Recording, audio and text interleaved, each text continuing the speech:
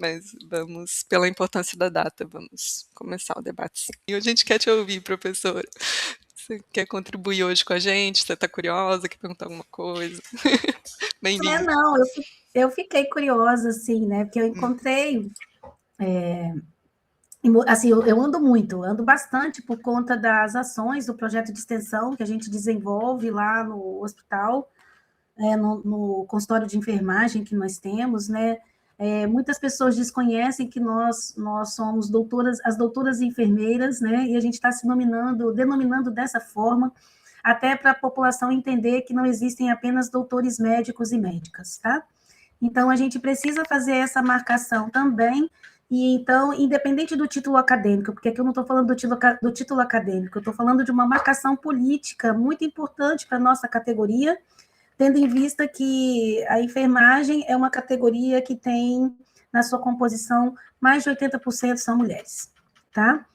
Então, a gente usa também o feminino, e isso é muito importante, é uma reflexão que a gente está fazendo e uma luta também, porque a gente ainda tem muitas colegas querendo usar o masculino, dizendo que isso representa. Não. Então, a gente também está trabalhando neste processo de, inclusive, quando fazemos as falas de saudação, falarmos todas, né? No feminino. Trabalhar sempre saudando as mulheres presentes, né? Ou então usar a expressão todas as pessoas, até porque a gente entende que é uma linguagem mais inclusiva, porque, na verdade, a gente trabalha com pessoas trans, né, travestis e de vivências de variabilidade de gênero, que são várias, né, então eu gosto mais dessa expressão, mas vão mudar no futuro, né. E, assim, me causa muita tristeza quando a gente assiste esse documentário, eu não tinha assistido ele, depois você vai me passar o link, porque a gente vai apresentar esse a gente vai apresentar esse documentário até para os estudantes da graduação. A gente está com um curso de especialização em enfermagem obstétrica acontecendo, é um curso que veio encomendado, né, pelo Ministério da Saúde, pela Rede Aline, né, a reformulação da Rede Cegonha, agora a Rede Aline, em homenagem, inclusive, a uma morte evitável, né, da Aline. Então, a gente também tem que fazer esse enfrentamento, e vai ser importante a gente colocar as especializandas nesse contexto, tá? E, assim, o hospital universitário, ele é o serviço credenciado aqui no estado do Espírito Santo para a realização do abortamento legal. Infelizmente, à época desta situação, dessa moça, nós tínhamos uma superintendência extremamente misógina, preconceituosa, transfóbica, resumindo, pura recatada e do lar, ok? Que, assim, era uma coisa horrorosa, nada funcionava.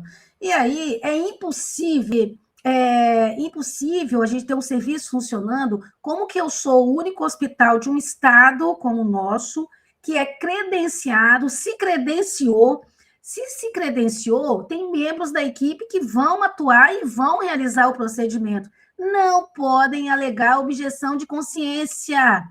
Isso é crime. E passou-se pano, tá bom? Passou-se. E aí queriam fazer, sabe o que mais? Que isso aí a gente não...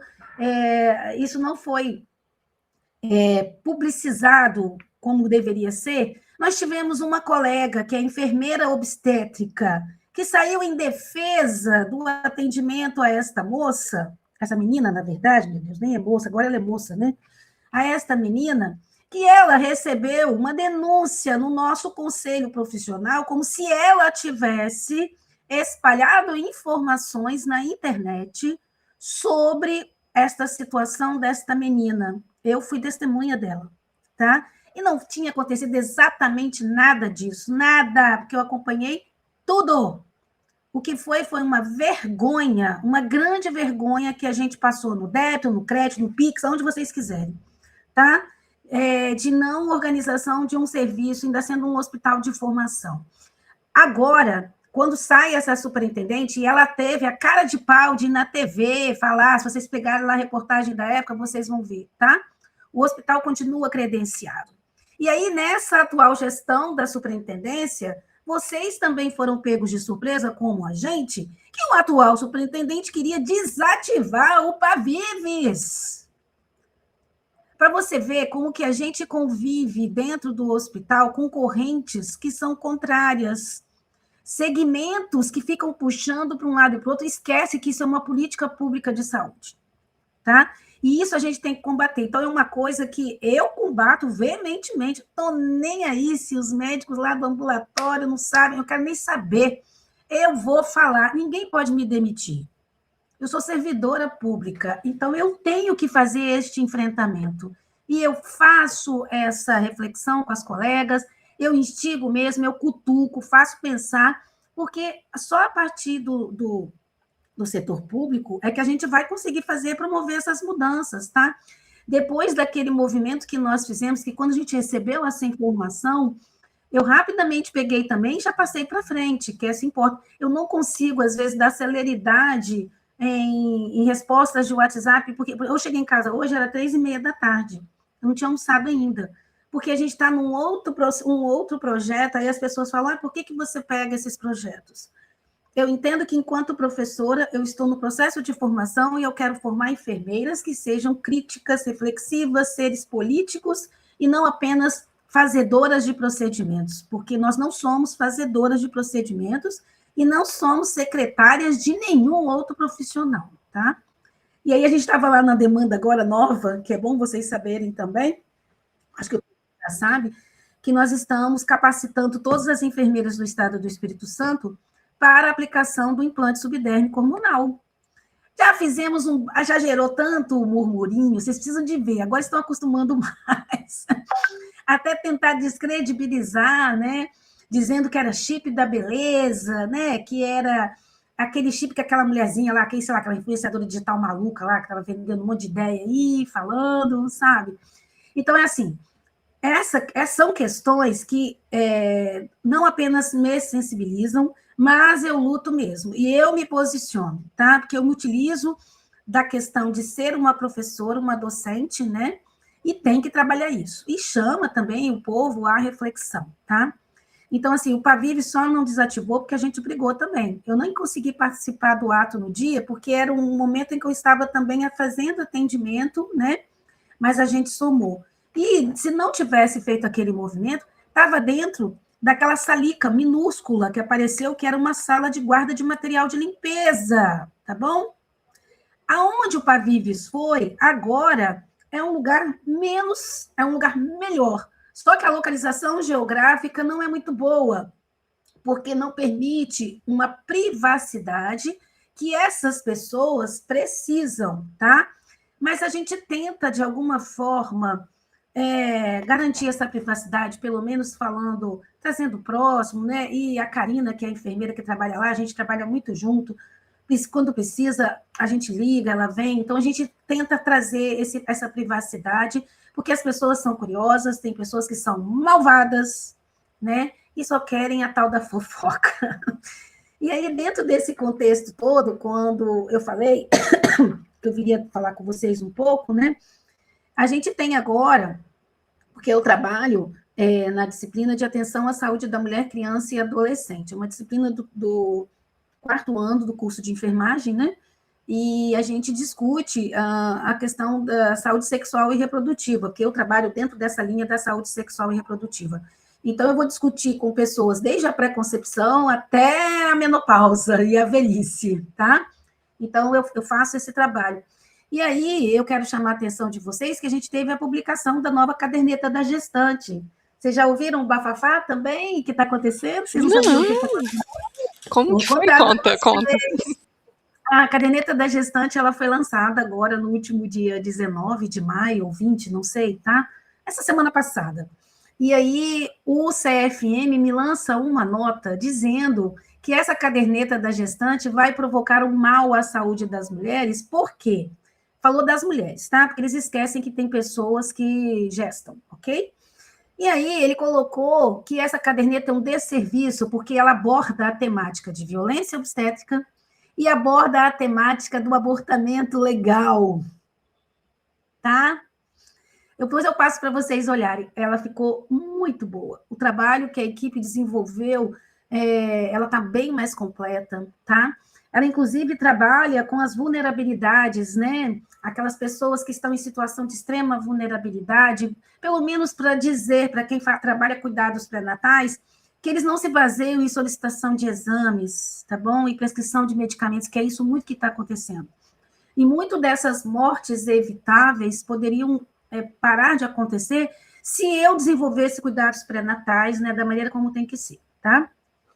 Um exemplo de uma possibilidade, né, para evitar uma futura gestação não programada, foi o que eu recebi hoje. Eu recebi hoje a mãe e a filha de 15 anos, um bebê no colo de apenas 3 meses.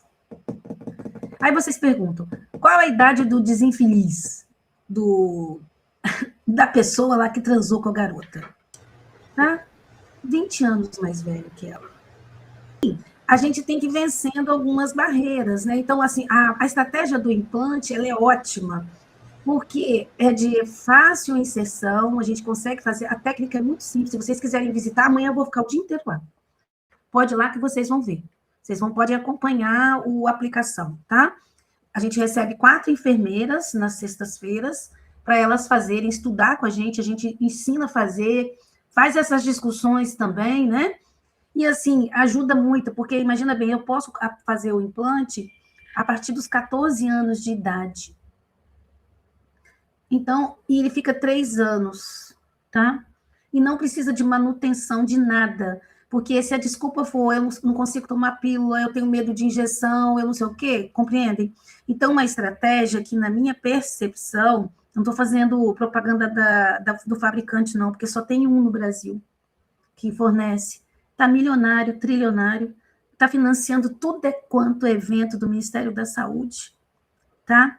É uma coisa que a gente tem que ter cuidado, porque essa mistura, assim, é um pouco perigosa para as pessoas não acharem, né? Mas, assim, é o que temos para hoje, então nós vamos abusar deles também, né? Já que eles querem, nós vamos trabalhar. Então, é uma estratégia interessantíssima, tá? E está na mão das enfermeiras também, porque médico não vai seguir com isso, porque ele não vai receber o lobby que ele quer, tá? Não vai, porque eles querem mesmo prescrever medicamentos, né? Que eles ganham com isso, a gente sabe, tá? Infelizmente, mas é uma estratégia interessante, tá? Voltando à questão tanto da violência obstétrica quanto do abortamento legal, tá?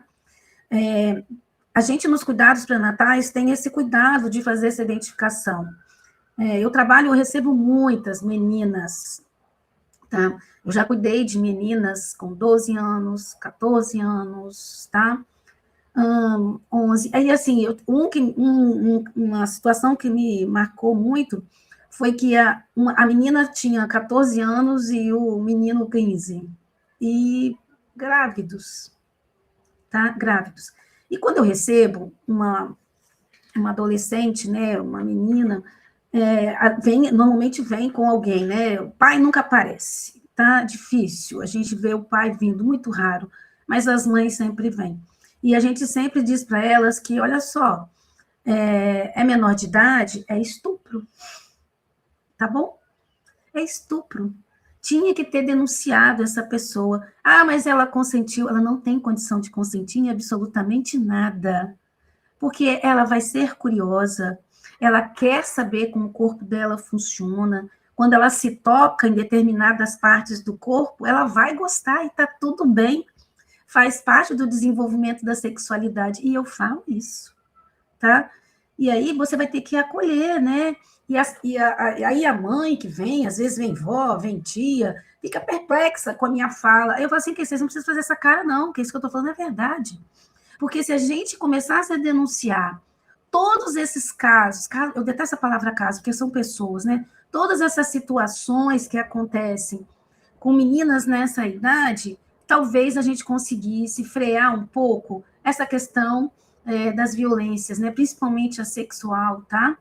E assim inibir um pouco a ação desses homens que acham que são donos de todos os corpos, não têm respeito nem com eles mesmos, né? E aí a gente fala, a rede de saúde, ela funciona? Depende, tá? Porque tem lugares que a gente consegue esse fluxo mais correto, as pessoas se importam. Tem outros lugares que tem profissionais que passam, porque os vínculos empregatícios também, gente, são péssimos. Você não consegue manter o profissional ali junto. Quando ele começa a fazer um bom trabalho, ele sai, tá? Então, assim, são desafios que a gente tem, né? A gente cuidou dessa moça, ela não entendia que tinha sofrido uma violência, né, sexual, tá? Chamei o indivíduo para participar das consultas de pré-natal. Falei, já que você fez, querido, venha. Porque também você tem responsabilidade nos cuidados pré-natais aqui. Né? A mãe da garota, ela falou assim, Márcia, tem certeza que você tem que trazer ele? Eu falei, tenho. Já que ela pretende, porque manter um relacionamento com ele, né? E depois ele foi lá, pediu desculpa, não sei o que, não sei o que lá, não sei o que lá, e vocês assumiram isso? Ele tem que vir. Aí ela falou assim, mas eu preciso ir junto. Eu falei, não, ele vem junto com ela. Porque eu não quero olhar para a cara dele. Eu falei, tudo bem. Mas ele vem. E ele foi, tá? Então, pessoal, é assim. Depois eu vou passar para vocês essa questão da caderneta da gestante, ter trazido essas informações. Depois dá uma olhada. O CFM fez essa publicação dessa nota, um desserviço, uma coisa horrorosa, coisa que eles deveriam olhar, eles não olham, como, por exemplo, a venda ilegal dessas canetas emagrecedoras, que é um outro tipo de. Essa violência nos corpos está demais, tá, gente? O que a gente recebe lá no ambulatório, nos atendimentos, tá? De mulheres achando que vão resolver a vida usando essa canetinha aí, mas não quer tomar vacina. Só um exemplo, né? Tá demais, mas o CFM não vai fazer isso porque ele ganha com essa desinformação. E é uma pergunta que eu sempre faço para elas. A quem, né, interessa essa quantidade de desinformação sobre o seu corpo, sobre como você tem que cuidar da sua saúde, né? De como você tem que discutir. Tudo isso a gente fala, tá? Essa questão que o vídeo apresenta com relação ao conceito do aborto, tá? Essa é uma definição bem antiga, porque ele fala que é uma perda gestacional que ocorre entre 20 e 22 semanas, tá, de gestação. Mas houve um acréscimo neste conceito, que houve, eles não falam sobre isso, que é a inclusão da perda gestacional, né, ou quando há a perda, o que é eliminado dessa perda, né, pesar em até 500 gramas, também é considerado como um aborto. Porque antes, gente, não tinha essa inclusão do peso e era mais difícil ainda para as mulheres serem trabalhadas, tá, acolhidas e atendidas. Então, a gente tem também essa questão, porque é importante até para a gente que trabalha com cuidados pré-natais e vai trabalhar a questão da concepção, né? Se a pessoa decide gestar, né, ter prole, essas coisas, porque eu não decido nada por elas, isso é um ponto principal. Então, a gente tem que ter esse acréscimo também, tá? E o vídeo chama atenção da dureza dos profissionais de saúde, de alegar objeção de consciência, conflito de interesse por questões religiosas, né? Mas ele esquece do processo fisiológico, porque a gente tem muitos casos de abortamento acontecendo, e assim, essas perdas gestacionais, às vezes elas são consecutivas, e isso traz uma tristeza e um profundo pesar para muitas pessoas, a maioria são mulheres, tá? Mas entendo que a gente fala de todos, tá bom? E aí, se a gente tivesse a questão do aborto legalizado no Brasil, mulheres que têm perdas gestacionais consecutivas, seria muito mais fácil para a gente identificar a causa, que isso também não acontece, que isso é o outro lado da questão que ninguém fala. Eu acompanhei mulheres que tiveram, tipo assim, 4, 5 perdas gestacionais consecutivas, e quando bateram lá no ambulatório, a gente foi fazer a investigação do que tinha acontecido. Aí acionamos o serviço de genética, porque nós temos uma geneticista lá, porque nós temos diversas síndromes genéticas que você não consegue descobrir se você não avalia aquele produto da gestação, né, que foi eliminado, ok? Normalmente pelo organismo. Então a pessoa não sabe o que ela tem. A gente teve uma que nós acompanhamos, que ela só descobriu que ela tinha uma síndrome que é muito comum de acontecer, que chama a síndrome do anticorpo fosfolípide. Eu não sei se vocês já ouviram falar, é uma das síndromes genéticas mais comuns de acontecer. O que acontece? A mulher, ela engravida, só que chega uma determinada fase da gestação, ela tem uma produção de antígeno e anticorpo, quer dizer, ela agride, o corpo dela começa a agredir aquele feto, e se a gente não trabalha um anticoagulante, descola tudo, sai, entenderam? Porque quando a formação, quando o embrião gruda no útero, ele forma pequenos vasos sanguíneos que vão adentrando cada vez mais lá para dentro da parede uterina. E aí, à medida que ele vai entrando, vai tamponando, tem que coagular. Mas ela não produz quantidade de anticoagulante suficiente. Aí ela tem que usar um medicamento chamado enoxaparina para a gravidez inteira, tá?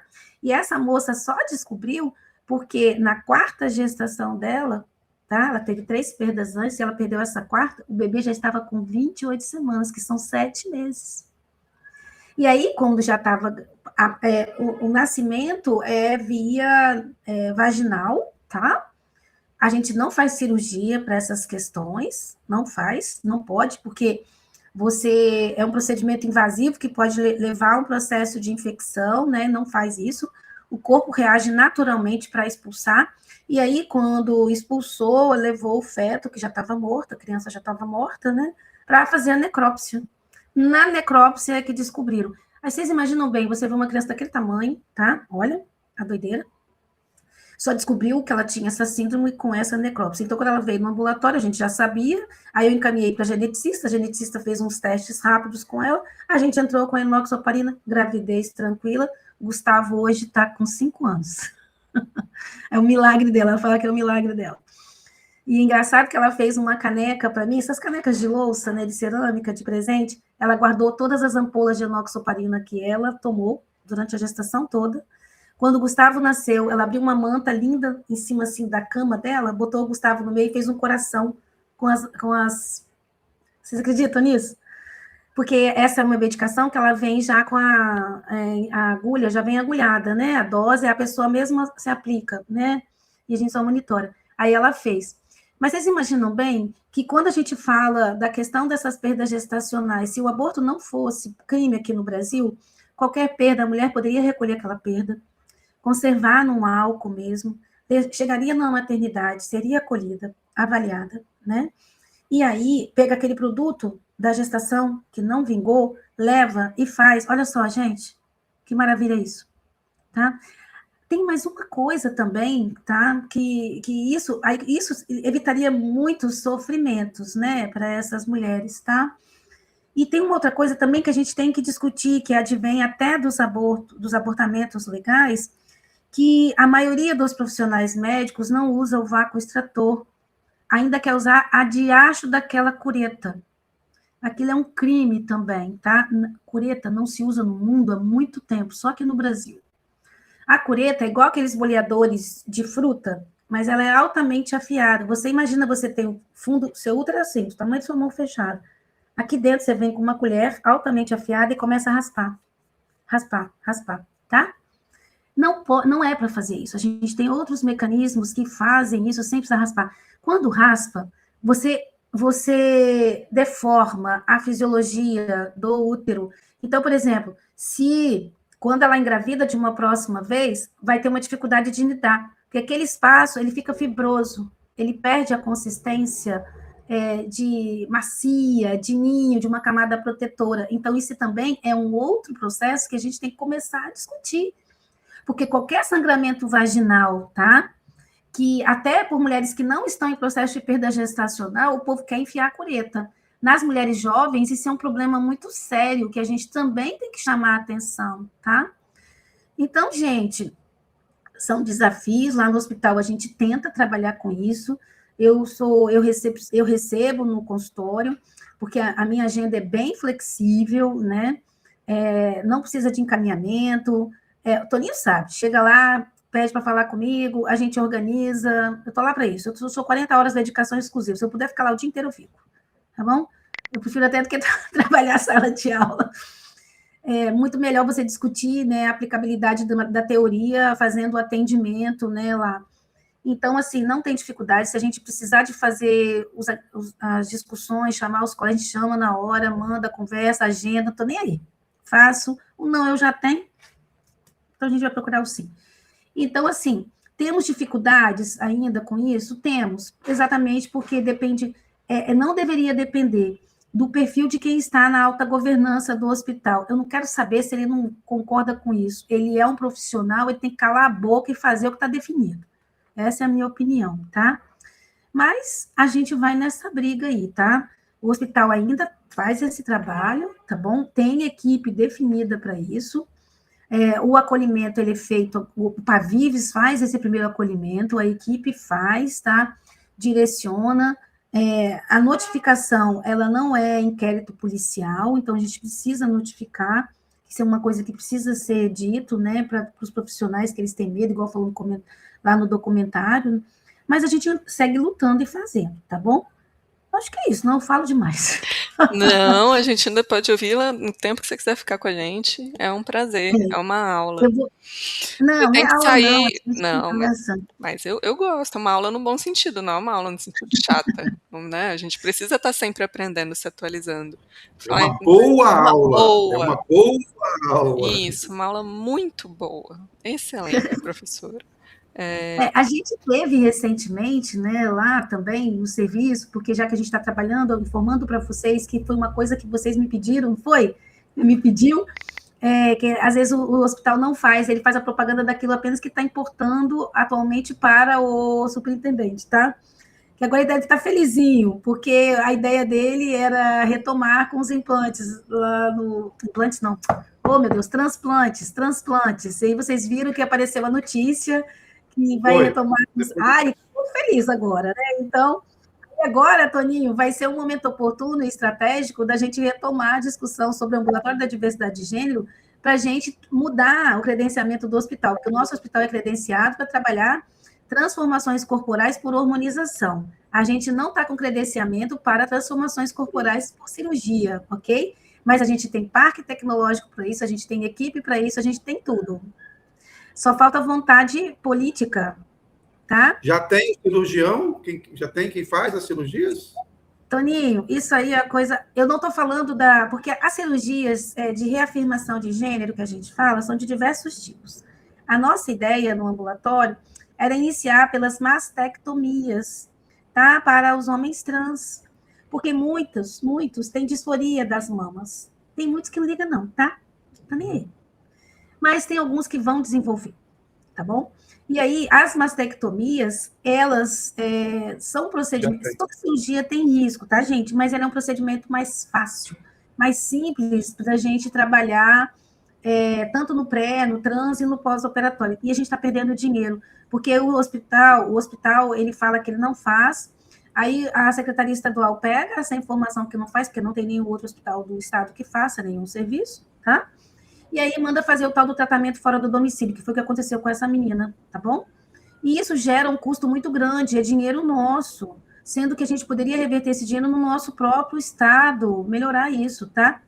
Não digo para vocês que a gente não tenha homofobias, transfobias, o diabo a quatro de preconceito aí no meio, porque tem. Ainda tem muita gente ainda que acha...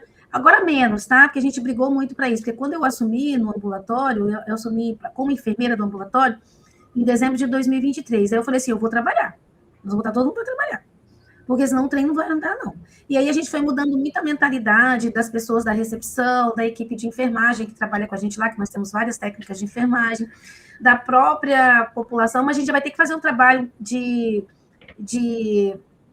educação em saúde, porque dia de quinta-feira fica muito cheio, porque aí junta o pessoal que vem do ambulatório da diversidade de gênero e vem o pessoal, a as veiaradas, vem um monte de veia, que vai lá para o cirurgião, tem o cirurgião ginecológico e tem a mastologia. Aí hoje, por exemplo, eu passei, mas eu não parei, eu não consegui parar, porque eu estava na correria, não deu para parar lá, eu ouvindo umas mulheres falando assim, nossa, mas quanto viado, mas quanto não sei o quê, que é isso aqui, que ambiente é esse? Porque quando eu ouço, eu chego e falo alto para todo mundo ouvir. Então, a gente está pensando em trabalhar esse processo de educação em saúde na sala de espera, porque elas ficam ociosas. Aquelas TVs que tem lá, ao invés de chamar as pessoas igual senha de carne no açougue, e de supermercado, e de banco, deveriam passar vídeos como esse, para o povo se distrair e olhar, e não ficar lá chamando, porque aí, o que isso a gente está ensinando para os alunos também? O povo nem levanta a bunda da cadeira para ir lá buscar o paciente lá fora. Tá bom? Que isso é outra coisa que a gente tem que rever. né? Então, lá no ambulatório também, nós atendemos o nosso primeiro casal trans grávido. Eles fizeram os cuidados pré-natais comigo, assim, e a gente acompanhou. Eles vieram uma gestação um pouco mais avançada, né? Chegaram para mim já com 26 para 27 semanas, entre o sétimo e o. Na verdade, o sexto e o sétimo mês. Uma colega de Vila Velha mandou mensagem para mim e falou assim: Márcia, eu tô com um casal trans grávida aqui, eu tô com um homem trans grávida, eu não sei o que eu vou fazer. Eu falei: manda para mim que eu sei. Ah, boa, boa, boa. Aí eles fizeram os cuidados pré-natais comigo. A médica da equipe falou assim: você não vai encaminhar para mim, não? Eu falei assim: eu conversei e falei que eu ia pedir para passar com você, para você também fazer uma avaliação, né? Até levei para marcação e tudo. Aí ela virou e falou bem assim: porque ele é uma gestação de alto risco, né? Eu falei: não. Mas é, eu falei: claro que não. Mas ele usava testosterona, eu falei: Márcia, eu falei: Márcia, nada. Parou de usar testosterona, você esqueceu que volta toda a função ovariana? E tem mais de um ano que eles não usam, não fazem hormonização, né? Então tem nada a ver, não tem estudo com evidência robusta, nem mínima evidência científica que comprove que o uso da testosterona vai provocar alguma iatrogenia, má formação congênita no bebê. Nem na lactação não tem evidência suficiente de que afeta. Amamentou. Amamenta O tranquilamente. bebê já está com 5 meses. Vocês veem que fofo. Eles não quiseram. Peraí, gente, peraí, o negócio confundiu minha cabeça. Quem amamentou? O homem trans. O homem trans. O homem trans. Ele decidiu amamentar. Porque ele é casado com uma mulher trans, eles vivem juntos há mais de 5 anos, e eles planejaram essa gestação. E aí eles já disseram para mim assim: Márcia, nós vamos querer uma próxima, nós vamos fazer o planejamento aqui com você, porque ele falou assim: ó, a Manu vai querer amamentar da próxima vez, e ela é uma mulher trans. Aí eu falei: tá bom, a gente vai estudar para isso, vai fazer. Mas eu não deixei eles ganharem o bebê lá na maternidade nossa, que já está querendo virar um verdadeiro circo. Todo mundo querendo, sabe? Vocês entenderam? Eu não deixei. O que eu fiz? Eu articulei minha rede profissional. Institucional não ia dar muito certo. Porque lá no hospital universitário, gente, todas as gestantes que entram lá, vira tudo cirurgia. Tudo. Infelizmente, os residentes, eles disputam quem faz mais cirurgia, tá bom? Essa é a verdade que eu já ouvi. Isso, já ouvi mesmo. Então, eu tirei eles de lá. Aí eu levei para outro serviço, que já tinha acolhido casal trans, que eu sabia, que eu tinha colegas enfermeiras que trabalham, que é no IMABA. O IMABA faz um excelente acolhimento de casais trans grávidos e que... Vila Velha, né? É, em Vila Velha. As meninas, as colegas enfermeiras, elas acolheram eles, mas sabe o que é manter, tipo assim, segurança? Não é, não segura, não vem, não mexe. Elas fizeram isso. Nasceu de parto normal, tá? A laceração que teve foi mínima, porque não teve. A gente fez o plano de parto, a gente discute plano de parto, né? A laceração que teve só pela via de nascimento mesmo, mas nem precisou de ponto, nem nada, tá? Porque talvez, possivelmente, em algum momento lá fez uma força que alguém mandou fazer, esquece, que às vezes esquece, né? Que nisso a gente não deve fazer. Mas tá ótimo, amamentou 4 meses, né? Porque a licença era de 4 meses, aí tem que voltar ao trabalho. E tá tudo bem. Então, assim, é o tipo de situação também que a gente desenvolve lá no ambulatório, tá? Por semana, eu atendo 2 a 3 pessoas, né, na diversidade, que vêm para fazer esse primeiro atendimento, para a gente discutir sobre as questões da saúde sexual e reprodutiva, prática de sexo seguro. A gente trabalha com a informação para eles com relação a quais os efeitos esperados, com a hormonização, fala das questões cirúrgicas também, porque às vezes eles vêm com muita demanda disso, mas aí a gente acalma o coração, né? Não tem jeito. Então a gente faz todo esse trabalho lá, né? E tenta disseminar essas boas ideias, né? Essa visão menos violenta, trabalhar com uma comunicação menos violenta, uma linguagem mais inclusiva, promovendo um letramento em saúde com todo mundo, tá? Que é esse o objetivo que a gente faz. Então, é mais ou menos isso, pessoal, que a gente trabalha lá. Obrigada. A gente sonha, né, deseja que um dia esse limite gestacional, né, seja revisto aqui no Espírito Santo, porque infelizmente aqui ainda é uma barreira o atendimento, voltando no caso do aborto legal.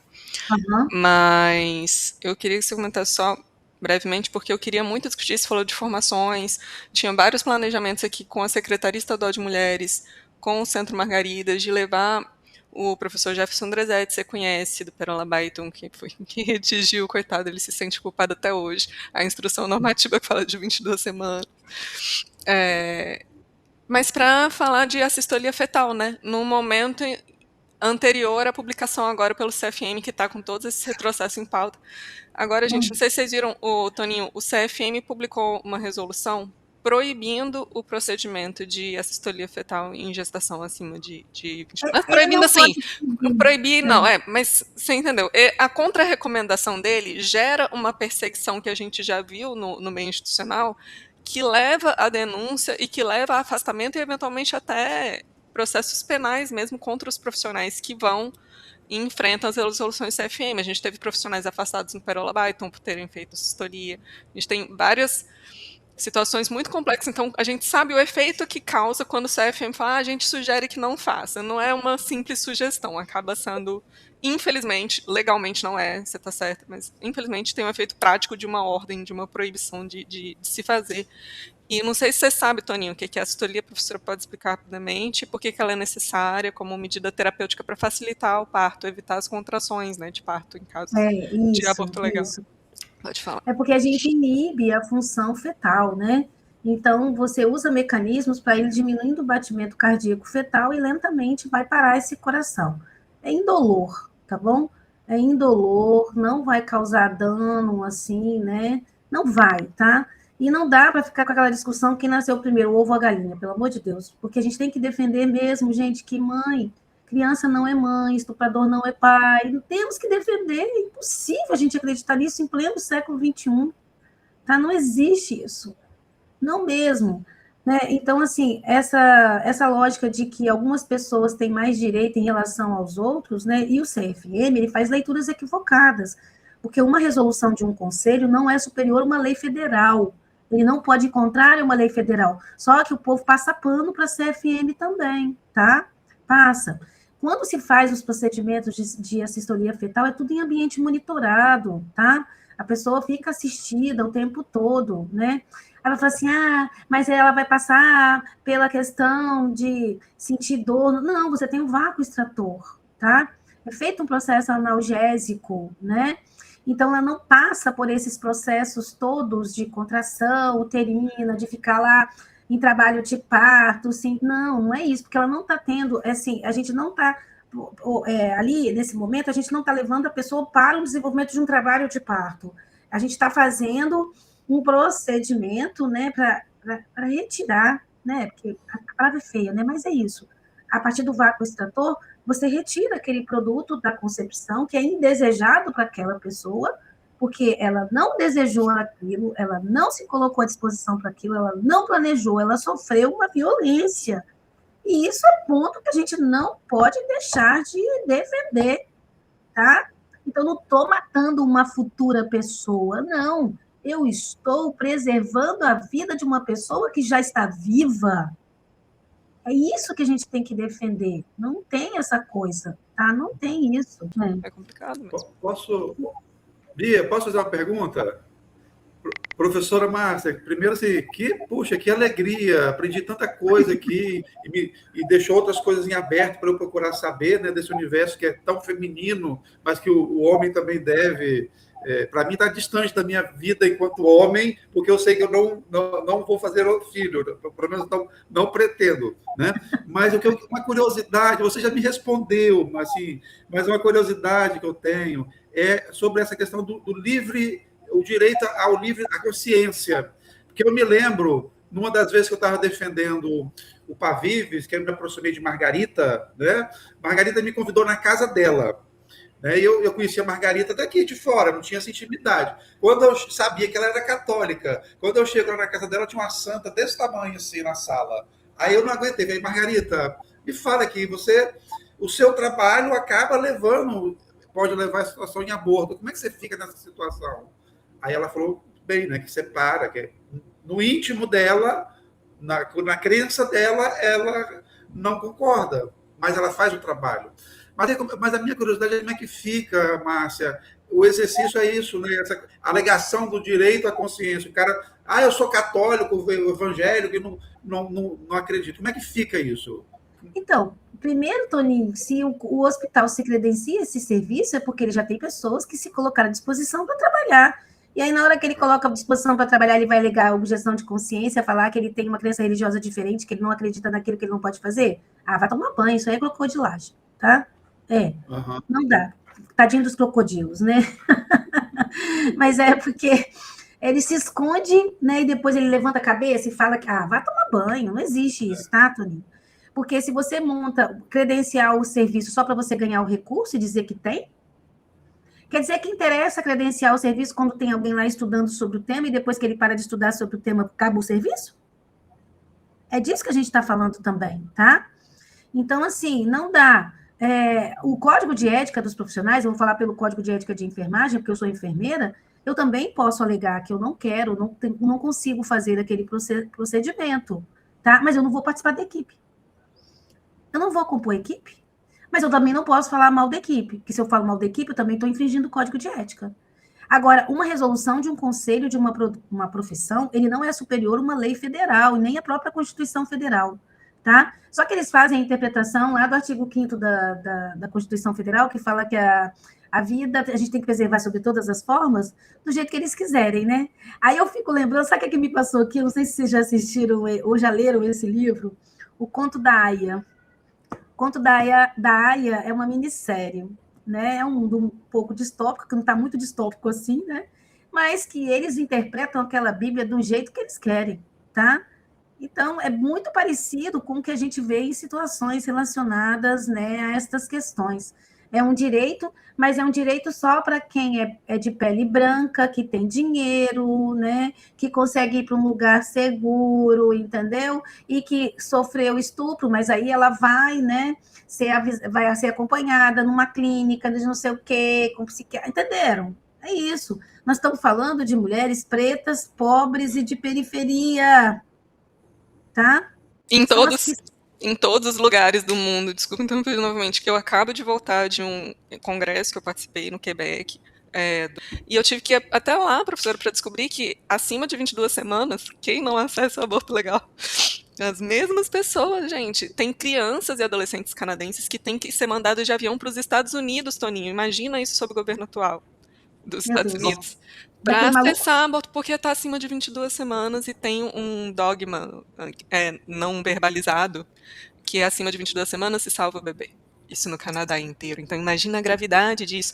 Verdade. Enfim, mas vamos lá, vamos nos ver mais vezes então. Muito obrigada pelo convite. Já coloquei aqui na agenda toda segunda e terça-feira do mês. Quero participar com vocês, tá bom? Divulgar mais para Fly também. Obrigada. Grande abraço. Obrigada, pessoal. Então, beijos. Obrigada. Beijo. Até. Tchau, tchau.